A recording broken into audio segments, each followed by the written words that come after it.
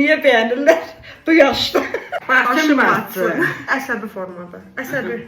Başım batsın. Dişin yoxdur. Var. Ben niyə belə çıxır? Niyə çıxır bəs? Başım batsın. Hə. Kədərli formada, qəmli. İndi güyaşı dadar. Pis olmusan da. Pis olmuş. Hə, başım batsın. Başım batsın. İndi təəccüblü. Hə. Başım batsın. Nasıl? Başım batsın.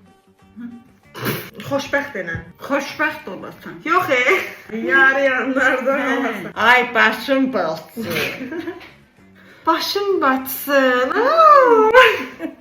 İndi flörtöz. Ben flörtöz adam düşünərdim. Nazlı necə deyərsən? Nazlı belə. Yaşay başım batsın. Batsın batsın. Mənə əla oldum bu dəqiqə. Başım batsın.